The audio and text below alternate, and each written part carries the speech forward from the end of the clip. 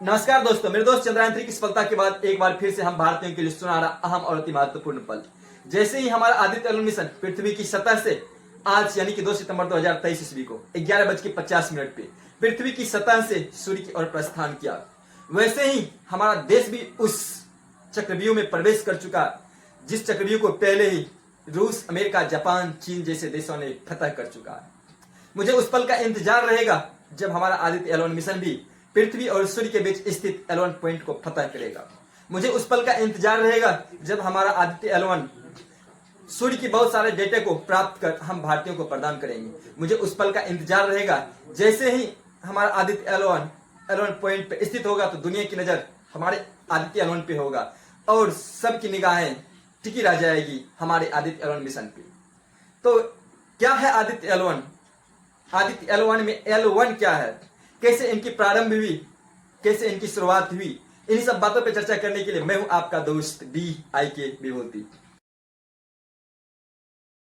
मेरे दोस्त, आदित्य एल की कहानी को प्रारंभ करूं इससे पहले आपसे निवेदन है, आपसे रिक्वेस्ट है कि अगर मेरा चैनल आपको पसंद है, मेरा एपिसोड आपको अच्छा लग रहा हो तो आप एक सब्सक्राइब जरूर करें।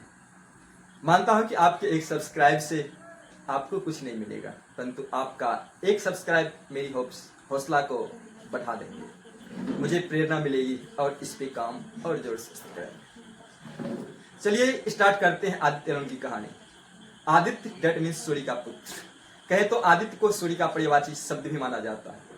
वही सूर्य जो समस्त खगोलीय पिंडों का मुखिया हुआ करता है, वही सूर्य जिसका सतही तापमान करीब 5000 डिग्री सेल्सियस से 6000 डिग्री 7000 डिग्री तक सेल्सियस तक चला जाता है और जिसके कोरोना का तापमान लगभग 10 लाख डिग्री सेल्सियस से 30 लाख डिग्री सेल्सियस तक चला जाता है। वही सूर्य जो समस्त खगोलीय पिंडों का इकलौता 99.86% द्रव्यमान कंज्यूम करता है। और ऐसे सूर्य पे अगर हमारा आदित्य एल मिशन पृथ्वी से उसकी ओर रवाना होता है तो हम भारतीयों का सीना और चौड़ा हो जाता है, क्योंकि आज हमारा आदित्य एल मिशन पे सिर्फ हम भारतीयों का नहीं, दुनिया की नजर टिकी हुई है। मैं आपको बता दूं कि पृथ्वी और सूर्य के बीच सिर्फ L1 पॉइंट नहीं, इसके बीच कुल ऐसा 5 पॉइंट हुआ करता है, L1, L2, L3 और L5। क्या है L1? अगर L बोले तो लैग्रेंज पॉइंट। दरअसल इतालवी फ्रांसीसी एक गणितज्ञ हुआ करता था जिनका नाम जोसेफ लुई लैग्रेंज हुआ करता था। उन्हीं के सम्मान में जो है इनका नाम लैग्रेंज रखा गया। मेरे दोस्त, जब पृथ्वी सूर्य का परिक्रमा कर रहा होता है तो लैग्रेंज पॉइंट की कुल संख्या 5 हुआ करता है। वो आपका है L1, L2, L3, L4 और L5। लैग्रेंज 2 एक ऐसा बिंदु है जिस बिंदु पे नासा पहले से ही अपनी सूर्य मिशन को अंजाम दे चुका है।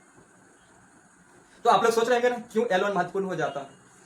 तो मेरे दोस्त, दरअसल बात यह है कि L1 इस कारण से अति महत्वपूर्ण हो जाता है जब हमारा आदित्य एल मिशन पृथ्वी और सूर्य के बीच स्थित L1 पे स्थित होगा तो वहां से जो है सूर्य की बहुत सारी डेटाओं को एकत्रित करने में आसानी होगी। L1 इस कारण से भी अति महत्वपूर्ण पॉइंट हो जाता है क्योंकि उस पॉइंट पे रह के आदित्य L1 को ईंधन कहे तो फ्यूल की आपूर्ति सस्ता हो जाएगी, आसानी से हो जाएगा। आदित्य L1 जब L1 पॉइंट पर स्थित होगा तो आदित्य L1 को प्रकाश के आवामंडल में रहते हुए भी कोरोना का बहुत सारे डेटा को एकत्रित करेंगे। मेरे दोस्त, आपको जानकर हैरानी होगी कि अगर कहीं भी सस्ता, बेहतरीन और अति उत्तम कार्य के लिए कोई जाना जाता है तो हमारा इसरो है। जिस तरह से चंद्रयान 3 तो कम कॉस्ट में, मतलब कहने से जब जो है चंद्रयान 3 के ऊपर फिल्म बन रहा था तो उसका कॉस्ट काफी ज्यादा हुआ करता था, उससे कम कीमत में चंद्रयान 3 को हमारे इसरो के वैज्ञानिक ने लॉन्च करके दिखाया। तो वही आदित्य एल में भी बहुत कम कॉस्ट है, मात्र 400 करोड़ रुपया। इस कार्य को अंजाम तब दिया गया जब दिसंबर 2019 का तिथि हुआ करता था। उस समय से हमारे इसरो के वैज्ञानिक इसमें कार्यरत थे।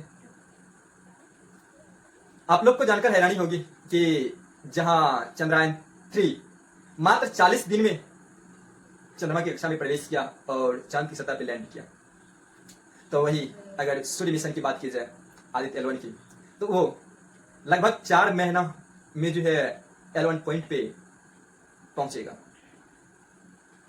आप सोच रहे हैं ना कि इतना ज्यादा समय क्यों, दूरी भी तो अधिक है। वैसे भी जो है ना हम भारतीयों को, इसरो को जल्दबाजी नहीं है, क्योंकि आप जो है ना जल्दबाजी में लूना 25 का कहानी तो देख ही चुके हैं।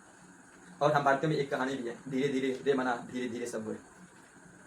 इसी का परिणाम था कि लूना 25 जो है क्रैश कर गया, वही हम भारतीयों का चंद्रयान 3 सक्सेस हुआ। जैसे भी वो धीरे ही सही, अगर हमारा आदित्य L1 उस पॉइंट पे पहुंचता है तो हमें भी उस पल का इंतजार रहेगा जब एक बार फिर से भारत को एक नया इतिहास में नाम दर्ज करने का मौका मिलेगा। तो फिर चलते हैं कभी अगले एपिसोड के साथ। आज का एपिसोड यहीं खत्म करते हैं। लास्ट में मैं कहना चाहूंगा, सैल्यूट इसरो। धन्यवाद। फिर मिलते हैं कभी अगले एपिसोड के साथ। धन्यवाद।